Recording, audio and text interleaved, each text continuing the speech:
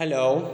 Question 17 says, a straight horizontal wire carries a conventional current of 5 ampere from west to east. From west to east. I used here these directions to show you it is from west to east.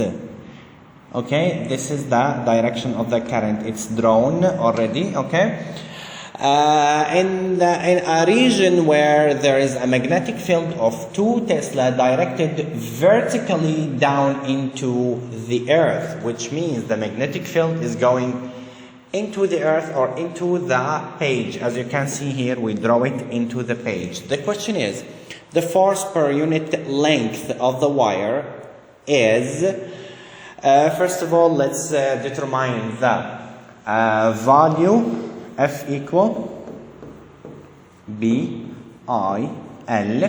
Sine theta, and the theta here is 90, so the sine is 1. So B is 2, I is 5, and L. What is the L? Since they say per unit length means 1 meter. Unit length is 1 meter. Okay? So the force will be 10 Newton. So we have option B, C, or D. Okay, so now let's discuss. I will erase here and we focus on this drawing. Please pay attention. We use the Fleming left hand rule, the FBI.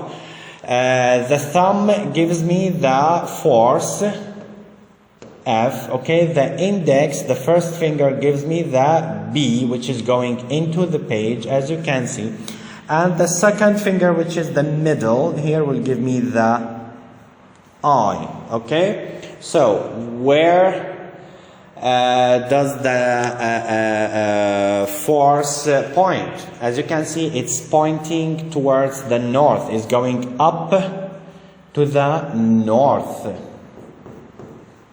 Okay, that's why our answer is B. The answer is B. Okay, this is question 17. Let me check question 18. If it's not long, we can do it together also. Well, let's discuss it. Now they say an alpha particle, for who doesn't know, the alpha particle, it is a positive particle. In general, it is positive charge. Okay, it has 4 times the mass and twice the charge of proton. Okay, 4 times the mass and twice the charge of proton. Both of them move perpendicularly to a uniform magnetic field with the same speed. So they have the same speed. Now they need the ratio of the magnetic force on the proton to the magnetic force on the alpha particle. First of all, let's put the information. Okay, they say at the beginning an alpha particle has 4 times the mass. It means mass of alpha equals 4 times mass of proton. This is the first information. And twice the charge. It means Q of alpha equals twice or double Q of proton. Right? Now they go in the same uniform magnetic field. It means they have the same B, of course, and with the same speed. Again, speed of alpha equals to the speed of proton. What do they want? They want the ratio of the magnetic force on proton to the magnetic force on alpha. Let's have fun.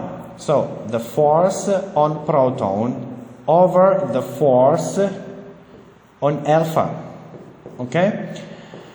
Since they say they enter perpendicularly, it means the sine theta is 1.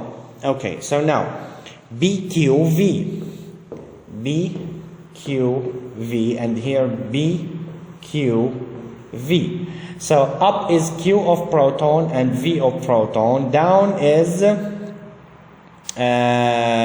Q of alpha, V of alpha. Okay? Of course, B is the same. Let me change the color. Okay, good. So cut, and since we agreed that the speed is the same, it's going to be cut. Okay, which gives me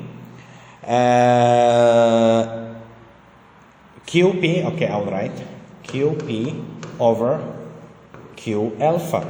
We agreed that Q alpha is double QP, so it's going to be QP over 2 QP. We substituted here. We substituted this one in here. Okay, so I go back here. Fp on the proton over the force on alpha equals, I cut of course the Q with the Q, I still have 1 over 2, okay, which is basically 1 over 2, basically it's the same. So this is the ratio of the force on proton to the force on the alpha particle. Some students here may ask me, Mr., why did they mention the mass here? We didn't use it. Yeah, okay, it's good. It doesn't matter. Sometimes they give you information, you don't need all of them. Maybe they ask you about something else. Actually, when I read, I was expecting them to ask about the ratio of radiuses, for example. Anyway, I hope it's clear. If you have any question, please leave it in the comments. See you.